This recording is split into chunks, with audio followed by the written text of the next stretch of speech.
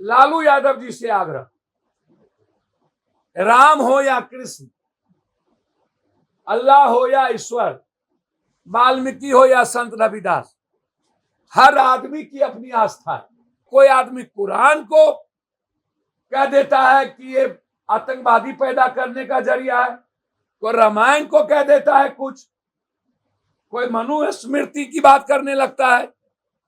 1000 साल बाद हमें वन नेशन वन एजुकेशन की बात करनी चाहिए सरकार। जो काम अमित शाह करके जाएंगे वही काम हमारी सरकार का भी कोई विभाग करे, या सही नहीं है।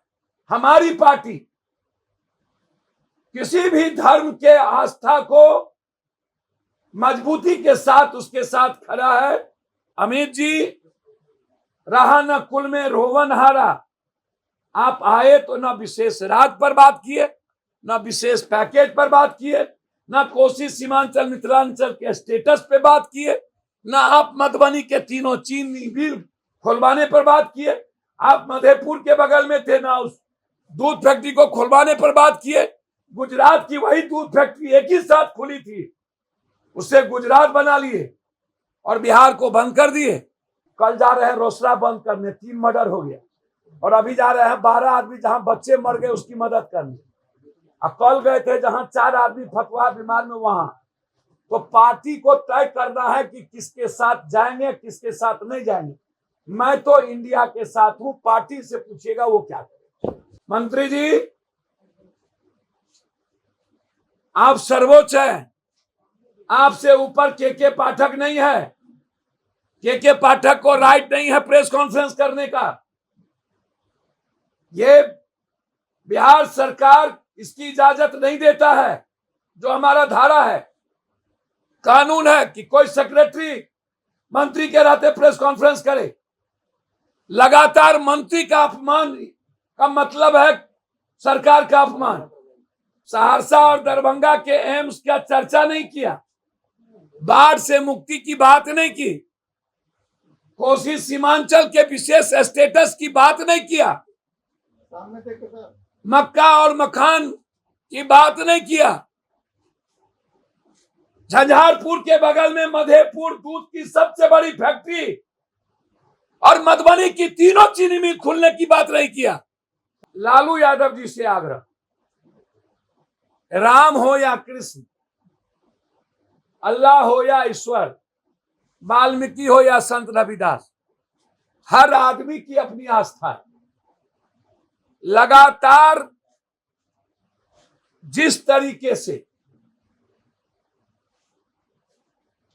राजनीतिक व्यक्ति के द्वारा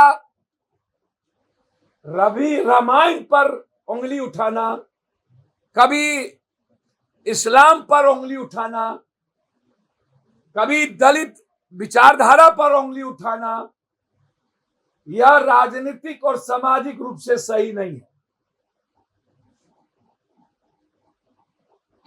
रामायण सनाइट है या क्या, यह मेरा बहुत क्लियर है। चाहे वो गीता हो या कुरान, बाइबिल हो या रामायण, यह आस्था की चीज है।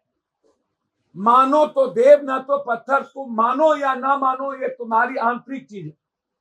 लेकिन चाहे वो गीता, कुरान, बाइबिल, रामायण पर किसी को भी गाली गलौज और टिप्पणी करने का राइट नहीं मिलना चाहिए, क्योंकि ये भावनाओं की चीज है। मैं आग्रह करूंगा ऐसे चीजों से राजनीतिक व्यक्ति को बचना चाहिए। विचार रखने में कोई आपत्ति नहीं है, लेकिन जरूरी नहीं है कोई आदमी कुरान को कह देता है कि ये आतंकवादी पैदा करने का जरिया है, कोई रामायण को कह देता है कुछ, कोई मनुस्मृति की बात करने लगता है। 1000 साल बाद हमें वन नेशन वन एजुकेशन की बात करनी चाहिए सरकार को। जैसे अमित शाह जी आए, मट्टी भारत और मिट्टी कोई बात नहीं, सहरसा और दरभंगा के एम्स का चर्चा नहीं किया, बाढ़ से मुक्ति की बात नहीं की, कोसी सीमांचल के विशेष स्टेटस की बात नहीं किया, मक्का और मखान की बात नहीं किया, झंझारपुर के बगल में मधेपुर दूध की सबसे बड़ी फैक्ट्री और मधुबनी की तीनों चीनी मिल खुलने की बात नहीं किया, पेपर की बात नहीं किया, दरभंगा का पेपर मिल की बात नहीं किया। अरे अमित जी, मैं आपका पैर धो के पीऊंगा। आप मधुबनी का तीनों चीनी मिल, मधेपुर की दूध की फैक्ट्री, दरभंगा का पेपर मिल और सीमांचल और कोसी को बाढ़ से मुक्ति कर दीजिए। बारे बा सब लगे हैं मनु स्मृति या रामायण की कथा पढ़ने में, कुरान को, बाइबिल दलित को गाली देने में। इसीलिए मेरा आग्रह है मंत्री जी, आप सर्वोच्च हैं, आपसे ऊपर के पाठक नहीं है। के पाठक को राइट नहीं है प्रेस कॉन्फ्रेंस करने का। ये बिहार सरकार इसकी इजाजत नहीं देता है। जो हमारा धारा है, कानून है कि कोई सेक्रेटरी मंत्री के रहते प्रेस कॉन्फ्रेंस करे। लगातार मंत्री का अपमान का मतलब है सरकार का अपमान। यदि आपको के पाठक जी और यह विभाग लगातार टॉर्चर कर रहा है और नहीं चल रहा है, आज जरूरत है बिहार में हर कॉलेज में 1500 पर एक सीट, एक टीचर, एक प्रोफेसर है, उसको बढ़ाइए, दूसरा रूम करिए। मनु स्मृति 1000 साल पहले, अब आज है 1 नेशन 1 एजुकेशन 1 हेल्थ और 1 जॉब। जो काम अमित शाह करके जाएंगे वही काम हमारी सरकार का भी कोई विभाग करे, यह सही नहीं है। हमारी पार्टी किसी भी धर्म के आस्था को मजबूती के साथ उसके साथ खड़ा है। किसी भी दलित हो या किसी भी विचारधारा के साथ खड़ा है। किसी भी विचारधारा को चैलेंज करने वाले व्यक्ति की दुकान चल सकती है। समाज को, जाति को ठेस पहुंचाने की इजाजत हमारी पार्टी नहीं देती है। बस मेरा सिर्फ ये आग्रह है, अमित जी, रहा न कुल में रोवन हारा। आप आए तो ना विशेष राग पर बात किए, ना विशेष पैकेज पर बात किए, ना कोसी सीमांचल मिथिलांचल के स्टेटस पे बात किए, ना आप मधुबनी के तीनों चीनी मिल खुलवाने पर बात किए। आप मधेपुर के बगल में थे, ना उस दूध फैक्ट्री को खुलवाने पर बात किए। गुजरात की वही दूध फैक्ट्री एक ही साथ खुली थी, उससे गुजरात बना लिए और बिहार को बंद कर दिए। और पेपर मिल जो दरभंगा का सबसे ऐतिहासिक है, उस पर बात नहीं किए। आप जोगबनी गए, बाढ़ मुक्ति की बात नहीं किए, मकान और मक्का की बात नहीं किए। आपको यहां आकर के घुसपैठी और लालू यादव जी,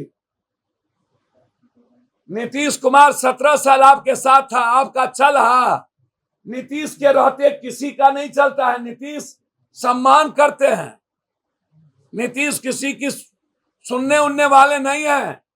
गलतफहमी में ना रहिएगा। जब बीजेपी डबल इंजन की सरकार का नहीं चला और आप मजबूर हो गए कम सीट देने के लिए नीतीश कुमार को मुख्यमंत्री का, तो ना लालू यादव जी इंटरफेयर करते हैं और ना नीतीश कुमार किसी से चलते हैं।